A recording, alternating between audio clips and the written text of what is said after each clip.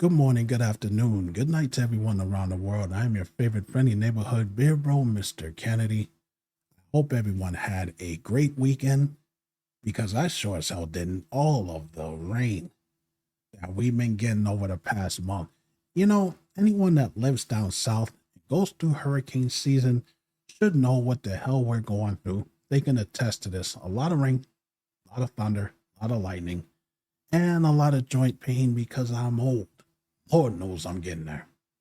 Anyways, though, welcome to episode 9 of the Mr. VG podcast. I have a lot of news for y'all today, but first and foremost, I want to address my Twitch audience, the people that come and watch me play video games. If y'all noticed, I haven't streamed for over a month, and it was simply this: I just needed a break.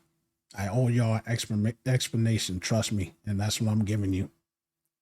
Between all the coding, the working out and working, all of the editing and streaming, I just simply got burned out. And even the beer bro needs a break every now and again. So I just wasn't in the right mind frame. And if I can't give y'all 100%, I'm going to take a step back and come back when I can give y'all 100%. So that's what's been going on. That's what's been going on with me. But I'm back and in full effect. I will be streaming the rest of Them and Us on Sunday. Hopefully we can get through the rest of that game. But yes, thank you to everyone that has been supporting me. I appreciate every single one of you guys. And I just wanted to address that. Tormented Souls 2. We finally have a release date on when that game is going to be coming out. Now, for those of y'all who don't know what Tormented Souls is, if you're a fan of Resident Evil and Silent Hill, you will be right at home with this game because it's a love letter to both of those franchises. It's a lot of fun to play. If you love a lot of the dark atmospheres and crazy monsters, you'll love this. Tormented Souls 2 will be released October 23rd, 2025, next month, a week before Halloween. How perfect is that for a survival horror game to be released in the same month as Halloween, a week before Halloween? You can get your hands on it and you can have fun and play the game. I can't wait. There's so many games I want to get my hands on, man. I'm telling y'all. Metal Gear Solid Delta Snake Eater, Resident Evil 9, Silent Hill F, and now Tormented Souls 2. So many games that want to suck all of my personal time that I have just sitting in front of the PC monitor. I can't wait. So once again, October 23rd, 2025, Tormented Souls 2. We'll be able to get our hands on it. If you did not get a chance to play the demo, which is up on Steam, I don't know if it's up in the consoles, but it's on Steam. I did get my hands on it. The gaming mechanics are slightly different. The voice acting is slightly better, but it still keeps that cheesy charm to it that we all expect in these horror games. A lot of fun to play. Can't wait to get my hands on it. EA, Electronic Arts, man. What am I going to do with you guys? You guys can't seem to get anything right. For those of y'all who are fans of the Sims franchise and you played The Sims 4, you already know about the ongoing issues with the save file corruptions. You'll be happy to know that EA is finally getting around to addressing these issues after over a year and a half of y'all having these problems. But hey, at least they're getting to it. The save file corruption in The Sims 4 is still a problem for players, potentially locking them out of worlds they've been creating for years. And publisher EA is letting fans know that it is dedicated to weeding out these problems and eliminating them. These problems mainly center around the For Rent expansion pack for The Sims 4, which was released more than a year and a half ago. But a recent update seems to have created and caused a new slew of problems as well. A report from EA states that the development team has already fixed 29 known issues for the For Rent expansion pack, but there are still 37 other issues that need to be addressed. Of those 37, 26 issues are under current investigation, and those developers are relying on the community to provide more information on the remaining 11 issues. So in other words, they're relying on us, the fan base, to tell them how fucked up their game is. That sounds about right for EA. Y'all know how I feel about these games releasing unfinished products to the masses and expecting us to pay full price for these things. Y'all know that I think that it's one of the biggest dick moves I've ever seen.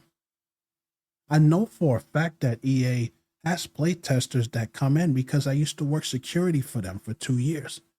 Downtown Orlando, there is a EA office that I work security in. They would bring people in groups. They would offer these people 4 free games to play test their games. So either EA is just ignoring it, which I'm pretty sure is what they did, or they just said we're not fixing it. Oh well, nobody will notice. Nothing to see here, folks. They're like the fucking Officer Bar Brady of video game companies. Just nothing to see here, folks. Don't worry about it. It just sucks that we're doing that. So I'm saying this, and this will be the last time I address this. The fan base, talk with your wallets. Talk with your purses. Stop giving them money. Tell them, hey, we're not going to pay y'all for nothing else until y'all fix your stuff. Fix your stuff, man. Stop giving us games that are half-assed, that ain't fixed, that got bugs in it, and expecting us to pay full price. When we pay full price, we want a fully working product. That's all I got to say about that. Because they can't afford to keep losing money like that. It's like, damn, come on. An update on Steam. Remember I talked about in the last episode that Visa and PayPal, which I wasn't completely sure if PayPal was doing the same thing, but they were being removed because the companies were not comfortable having their processors attached to controversial material. They were putting their foot on the back of Valve's neck to remove all of games that have mature themes, sexual themes, violence, things like that. Come to find out, PayPal actually is in the same boat as Visa, because just in Brazil alone, over 5 million players on Steam have lost access to PayPal. I don't have the actual number for everybody in the world, but the fact that it's 5 million in Brazil alone, this is a problem. Now, you heard me mention MasterCard in the last episode. After that, because MasterCard is mentioned in the article that I read, but then MasterCard came out with a press release saying that they denied any involvement with that. They publicly denied forcing Steam to remove games, but Valve says differently. Valve says that it received messages indirectly through banks and processors, so it makes it difficult to pin down responsibility. So Valve is saying MasterCard is on their backs. MasterCard says we have nothing to do with that. Where is the truth? It lies somewhere in the middle. I find it hard to believe that MasterCard is not involved in some way because, like Visa, they care about their corporate image. And sometimes these processors refuse to handle transactions that are tied to controversial stuff. So I don't know what's going on there. That's confusing, but I absolutely know that Visa and PayPal, their foots are out the door. And the game developers are pissed. They're accusing processors of censorship, which it is. And I will say this. I'm the type of guy, I look at Steam the way that I look at the old school video stores that we used to rent movies from and video games from, Blockbuster, Movie Gallery. There's something for everybody. You got the kids section that's out front because they know the kids love to play the video games. Way in the back, there's like a room with a door, but you have to get the cashier to go back there for adults to get all the adult stuff. I personally feel that if somebody wants to play a video game, if it's got sexual themes or it's got, gore and all that stuff, they should be able to play it in the privacy of their own home. I don't give a fuck what they're doing. It doesn't affect me. I think that people should be free to play whatever they want as long as it's not something that we universally agree on that is immoral, something that should not exist. Remember when Manhunt came out and how everybody got upset about that and it got banned? Mortal Kombat, the backlash that they got. That's why the whole rating system is even a thing, because of Mortal Kombat and stuff like that. I think that gamers should be able to play whatever they want. However, Valve, they need these companies, these processors to get their money. Now, you can still use other currencies like, USD, United States dollars. You can use Australian dollars. You can use Canadian dollars, Japanese yen. You can use all that to still buy your stuff, but it's convenient when you can use Visa, because most people have a Visa card or MasterCard or PayPal. And it's a pain in the ass when you don't have that option. This whole thing is just a mess. It's a mess, and it's going to get worse because you're already seeing some games being removed. Steam is already buckling under the pressure because they need that money. So at the end of the day, it's a problem for the players, because Steam used to be a place where you can just, bring a game to life, your own creation and stuff like that. And if people want to play it, they play it. If they don't, they don't. So like I said, as long as it's nothing absolutely you're out of your mind, take that shit down. I don't think any game should be censored. Anyways, though, Blizzard. I want to talk about them because we have 2 articles about them. And this is probably the most I talked about Blizzard in a while. Blizzard suing popular WoW server, a private server of Turtle WoW, which is World of Warcraft, for copyright infringement. Turtle WoW servers strike a balance that thousands of World of Warcraft players have come to enjoy, providing a fan-made expansion story for World of Warcraft Vanilla. Servers have been available since 2018, but Turtle WoW has been surging in popularity, which might have made the issue a new priority for Blizzard. The lawsuit claims that Turtle WoW has built an entire business on a large-scale, egregious, and ongoing infringements of Blizzard's intellectual properties.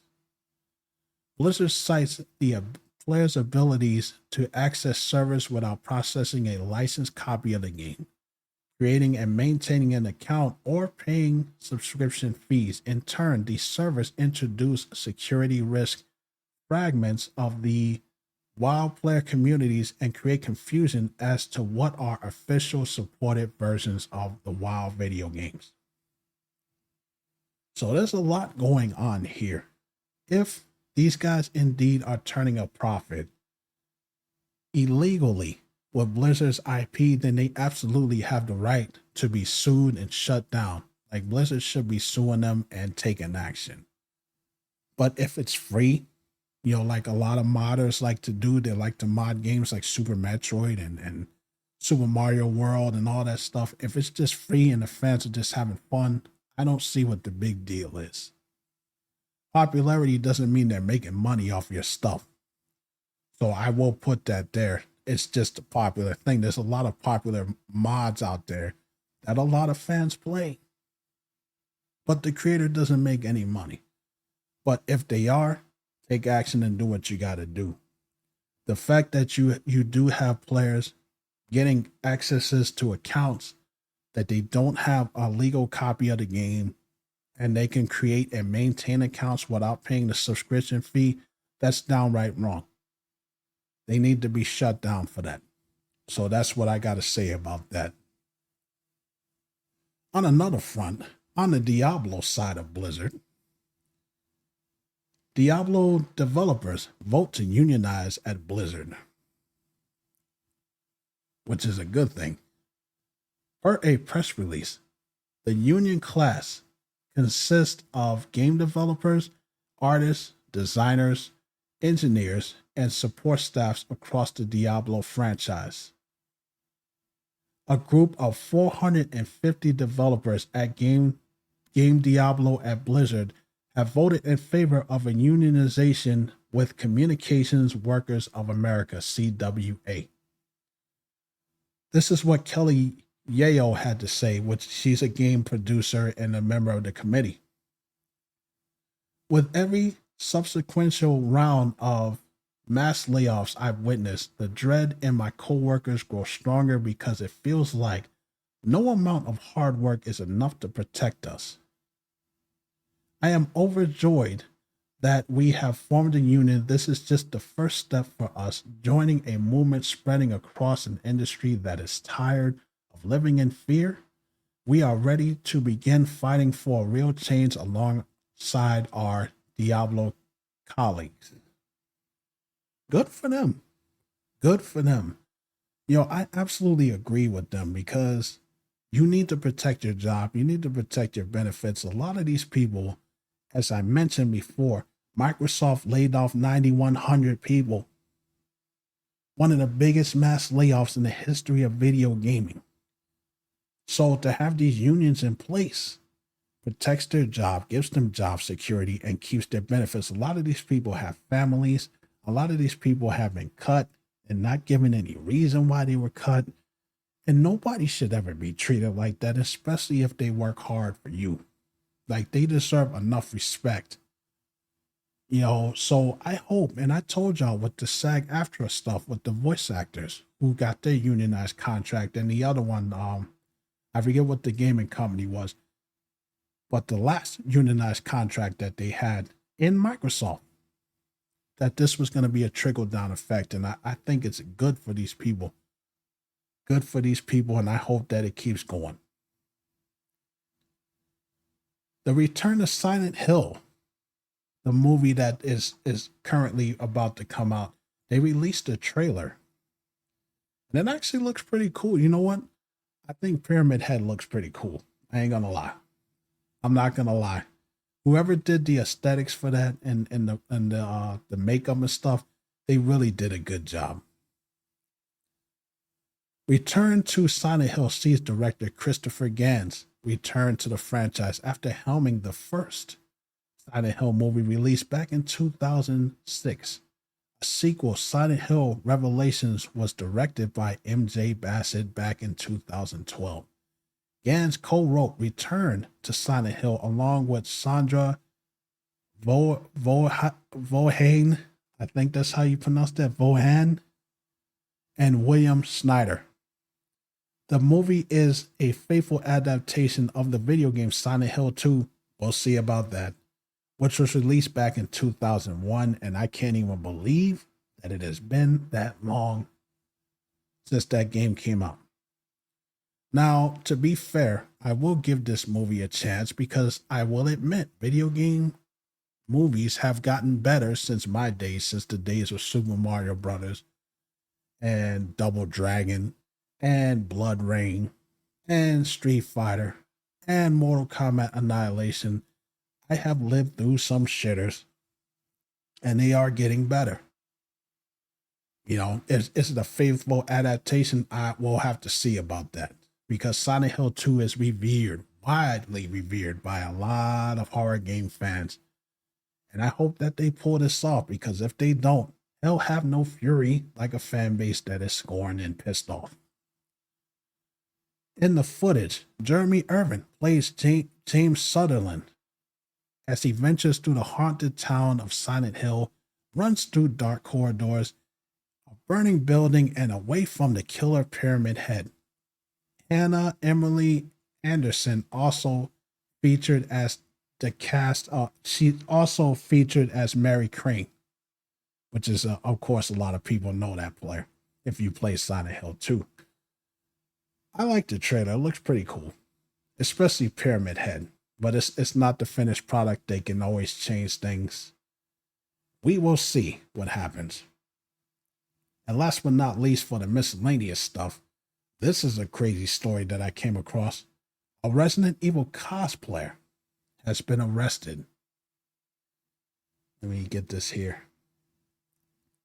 A 16-year-old reportedly cosplaying as Resident Evil's Hunk has been arrested for carrying a fake firearm.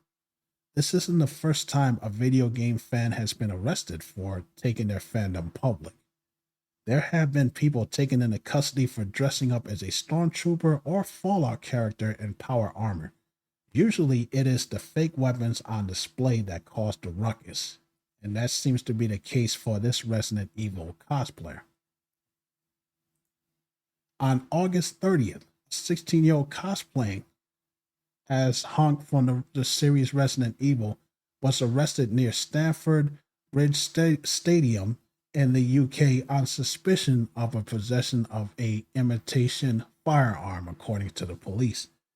It is believed that he was attending the London Anime and Gaming Convention nearby and was reportedly carrying a fake MP5, which is the weapon that Hunk would use, the character's usual weapon.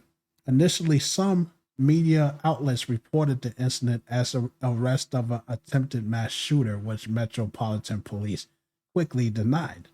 As of 2:30 p.m. GMT time, he was still in custody, though it is unknown if the cosplayer will be charged with any crime. And I will say this, the police were doing their job. You got to look at it from a logical standpoint. They cannot take any chances with this stuff. With all of these shootings, people going in and shooting up churches and schools and clubs and all of these places with large amounts of people.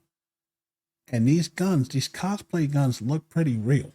Like, it's kind of hard to tell. Like, even some of these people, they paint them black to make them look real. This kid should have known better than to walk out in public like that. It's nothing wrong with cosplaying as Hunk, whatever the hell he's wearing, a hazmat suit or whatever the fuck he's wearing. But a realistic looking gun? Like, what did you think was going to happen? When the police saw that you're out in public, they don't know what you plan on doing. They don't know if you plan on shooting up the place. They don't know if the gun is real. They don't know what your intentions are. They were doing their job. And the one thing I will say is that I'm happy that it did not escalate more than this, because police are trained that to protect themselves. So if they see anything that looks like a weapon, they have the right to defend themselves. You know what I mean? And I'm glad that the kid was just taken into custody and not killed, because it could have been a hell of a lot worse.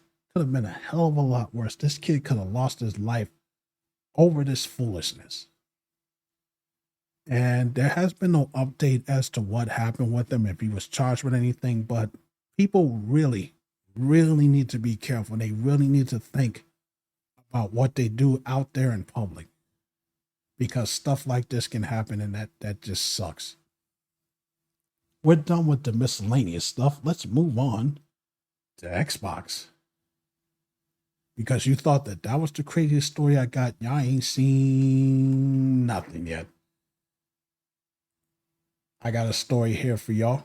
Man who stole Xbox found asleep in his car, assaulted police, and attempted to flee. Holy shit. Officers responded to a report of a suspicious vehicle on the Key Fleet around 2 a.m. Sunday, 2025, August 24th. Give me 1 second. Let me scroll up here. A burglar was caught sleeping in his car after he stole an Xbox and tried to run away from the police. Jamie Drawbro, 25, of Wiltshire Road, Workingham, pleaded guilty in the court Tuesday, August 2026 to burglary, assault, and driving offenses following incidents in Hook and Fleet. This guy stole a television, an Xbox, alcohol, and an internet router back on August 22nd. So now we know what the hell was going on, what the hell he was thinking when he attempted to fight the police and assault the police. The man was drunk. And then he fell asleep in his car and woke up with a bunch of cops surrounding him. Get on the ground. Get out of the car. Like, what the hell is wrong with these people, man? Like, it's just, It's so stupid. It's crazy. Did he really think he was going to get away with that? Come on, man. And you know he's going to be charged. He's in custody. He's going to be on trial later on this month. So what the hell was he trying to do? Stealing an Xbox, alcohol, a television, and internet router. Yeah, man, you know, it's crazy. You know, I'm not even gonna question it because the guy clearly was drunk. He had alcohol in the system, apparently. Why the hell would you steal an internet router you don't pay for? You ain't gonna get no internet. Like, what the hell was he planning on doing?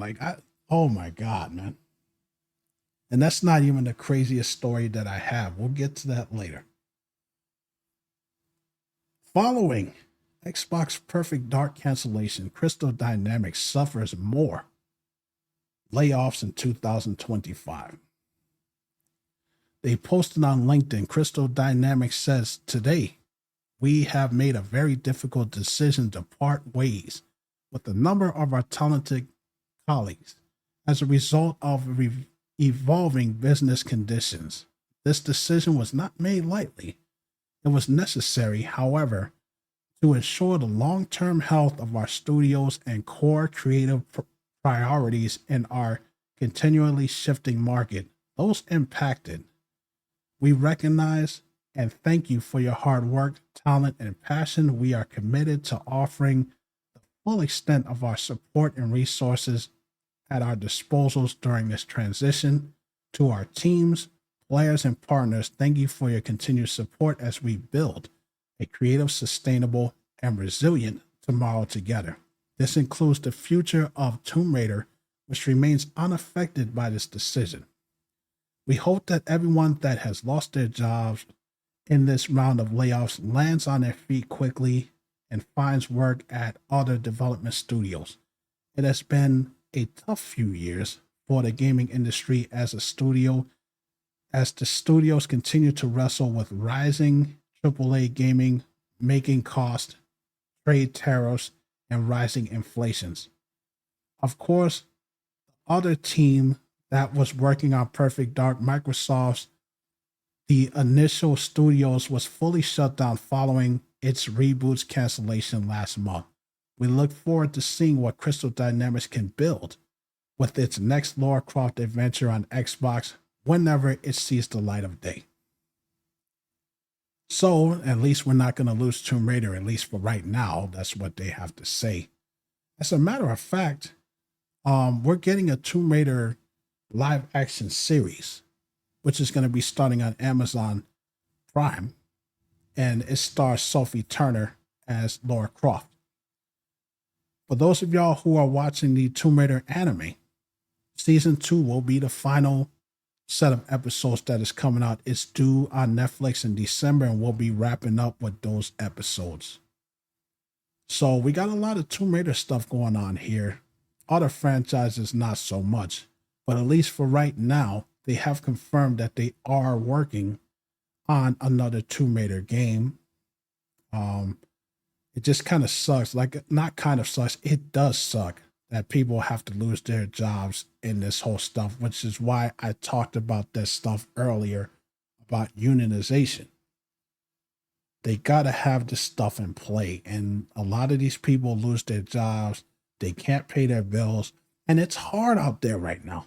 I'm telling you right now, I'm trying to become a front-end web developer. And with AI out there as competition, people who have way more experience in the game that I have, they're struggling to keep their jobs. So it's 10 times harder for me. So, with that in mind, the gaming development stuff can't be any different than what we're going on with right now. All of these mass layoffs, I mean, what the hell, dude? It just sucks. Sucks to hear it, man. These are some of the Xbox games that are shutting down this month and next month. Not too many heavy hitters, but you kind of expect this around this time of the year. A lot of these servers will be shutting down. Fae Farm, September 10th, so that's a couple of days. Hades Star, October 1st. NHL 21, October 6th.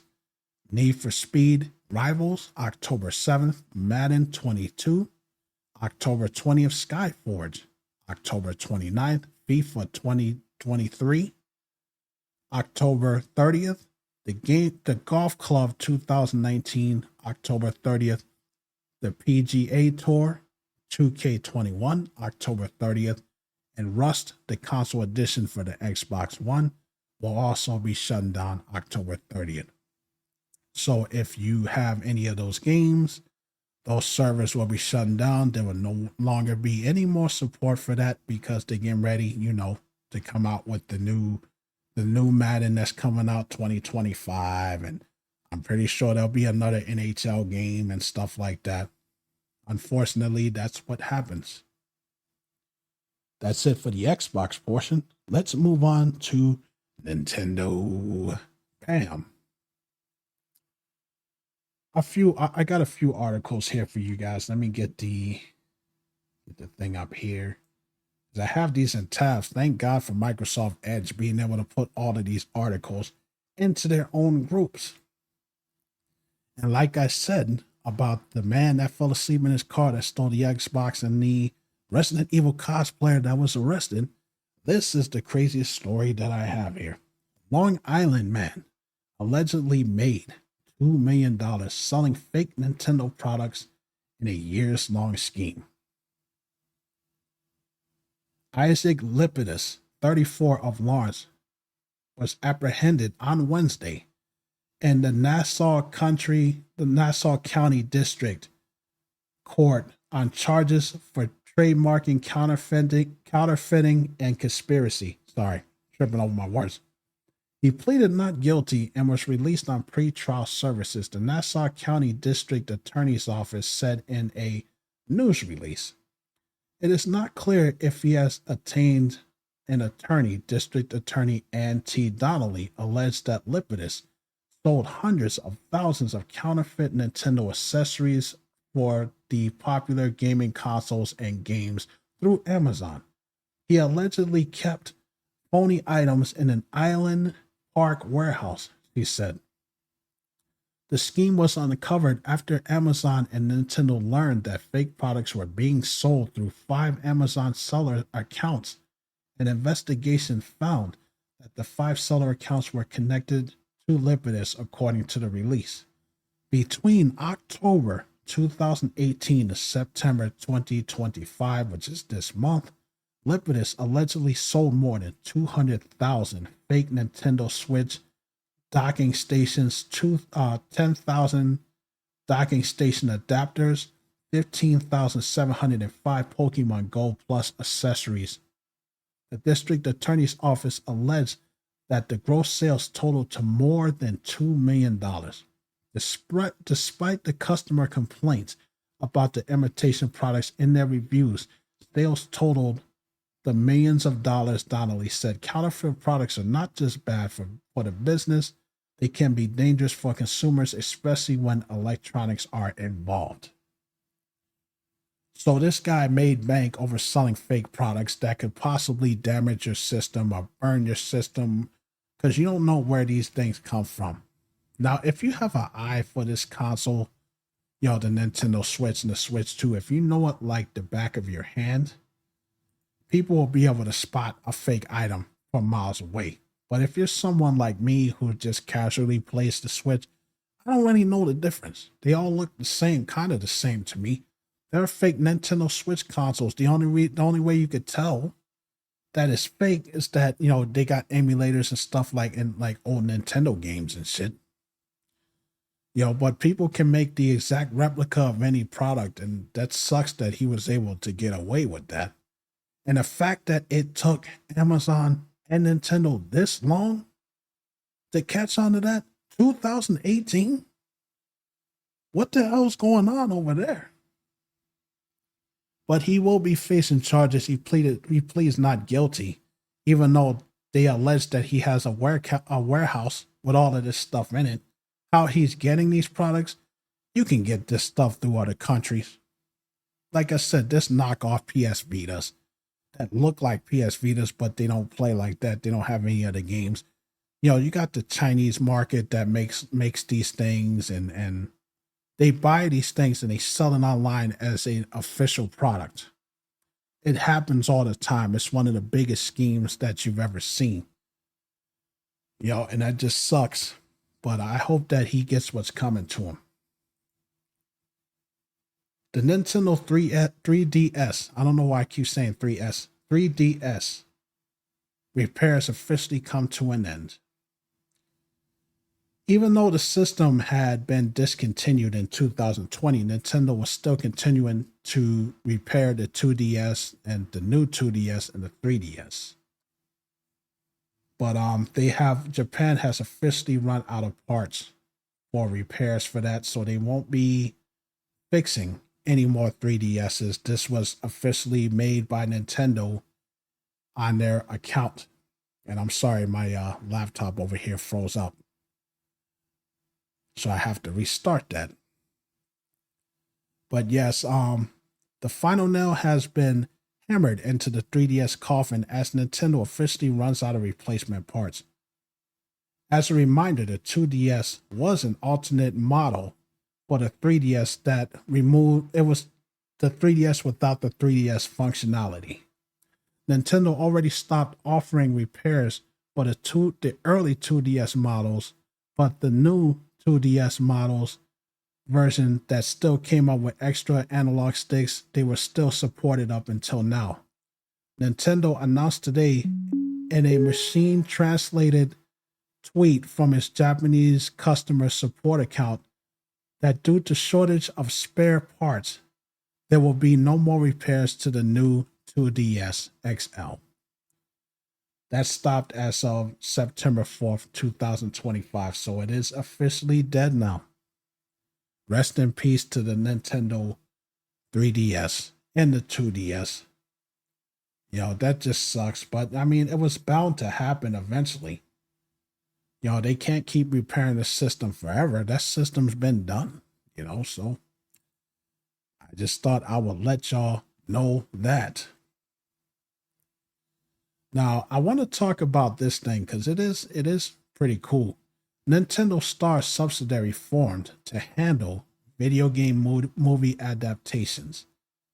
This branch is actually a former company, Warp Star Inc., which previously handled the licensing for the Kirby IP movies. This is a subsidiary that will be specifically responsible for doing the live action adaptations of the new Super Mario Brothers movie that's coming out and the Legend of Zelda movie that's coming out, which the Super Mario Brothers movie will be April 3rd, 2026, May 7th, 2027. So going forward, this will be responsible for making all of the live adaptation movies, which is a smart move on Nintendo's part because, they already have their hands in a lot of cookie jars, man. They already got a lot of things going on, and it's nice to just have a section of your company that specifically focuses on making the movies while you make the video games and keep the console running. They are hoping that this subsidiary will help bring more eyes to their games and their franchises alike. So I just wanted to tell y'all about that because that is a smart move for Nintendo. And that is it for the Nintendo section. Let's move on to our good old friends at Sony. Bam. Sony, y'all have not been having a good week, have y'all? Sony network crashes. Thousands of gamers struggle as servers go down. I don't know what's going on with that thing. The fact that they keep getting hacked is just crazy.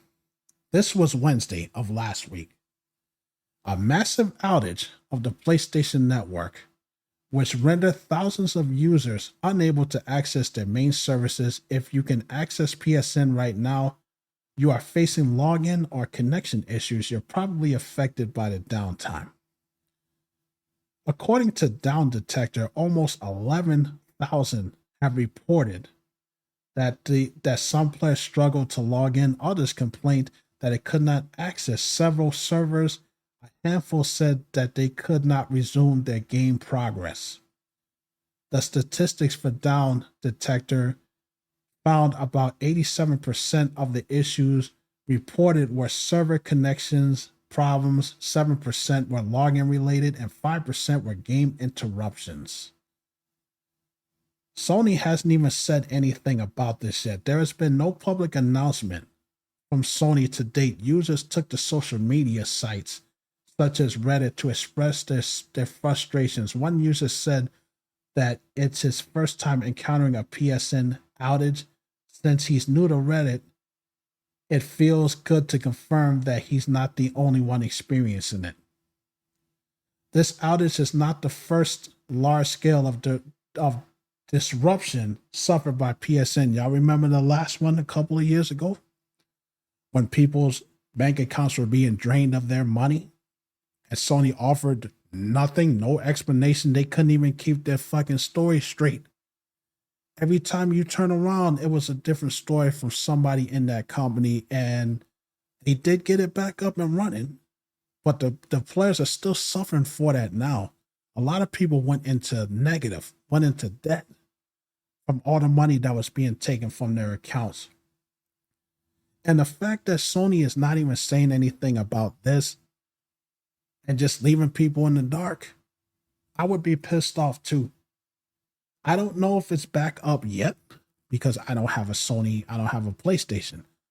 But this is bad, man. This is really bad. I don't know if Nintendo's ever had that. I know that Xbox had their stuff hacked and people having their information compromised and their bank information stolen and money taken from them. They can't afford to do this stuff. They can't afford to do it. And my heart goes out to those people who are suffering. I hope that they didn't lose too much. I hope that the outage just goes to them just not being able to log in. And I hope nobody had money stolen from them or their identities or any information. I just really hope that it didn't come down to that. As more information comes up, I will be sure to report that to you guys. But get your shit in order, Sony. Seriously. We have two more here. PlayStation Store refunds issued for upcoming PS5 RPG after backlash.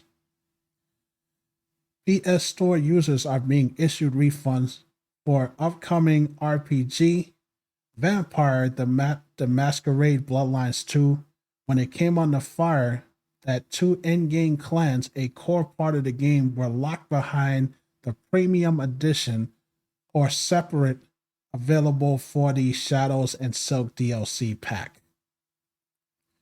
Developer Chinese Room and publisher Paradox Interactive claimed that the $22 DLC pack was never planned for the base game and was being prepared as an additional content for the future. However, given that the player's choice of clans impacted the experience, the response did not go well. Now, Bloodlines 2 PS Store copies are being refunded by Paradox, is making unspecific changes that will be detailed September 17th. So they plan on talking about the changes that they make. Big changes take time and we want to do what's right, the company tweeted. Players have been told that they will have the chance to pre-order Bloodlines 2 again before October 21st. However, current pre-orders will be refunded starting today. So at least they're correcting that. $22 for DLC. I can tell you exactly what I think happened. They absolutely intended to put that in the game. Give me a fucking break, dude. They just saw a chance to be greedy and they cut it out and they wanted to charge people extra for it. And the players caught on to it. They're not stupid. It's crazy, man. Like how they even attempted to do this. And I think that the fan backlash is warranted. And this is what I said earlier, folks. Speak with your wallets. Speak with your purses. Let them know, hey, you're supposed to peddle your wares to get our attention, to get us to pay for your products. not the other way around. You need us. We don't need you.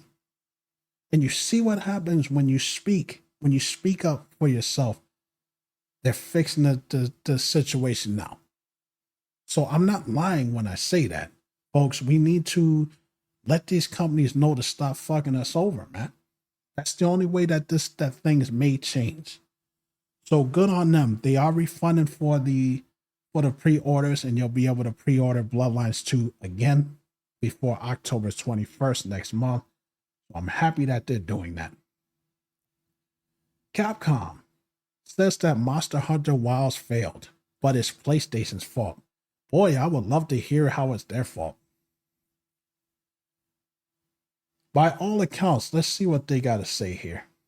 By all accounts, Monster Hunter Wilds was a massive success in March as it sold 8 million units in 3 days, becoming the fastest selling game in Capcom's history as of July 2025. The game has sold over 10 million copies, yet in Capcom's eyes, the game has been, believe it or not, a failure. Last month, Capcom deemed the title to be a failure, claiming that it failed to boost the sales of other games in the franchise when compared to Devil May Cry and Resident Evil, and they have identified the reason for its failures. In an interview spotted by VGC, the president, Capcom's president, I'm going to attempt to pronounce his name, Haruhito Tsushimoto, I completely butchered that guy's name, said that Monster Hunter Wilds met the company's internal sale goals for the first month as exceeding 10 million units. After that, though, the sales seem stagnant. And they are placing the blame to the barrier to entry when it comes to the PS5 prices. This is what he has to say. We also found that the barriers to the PS5 are unexpectedly large. The console cost around 80,000 yen, which is $540 over here.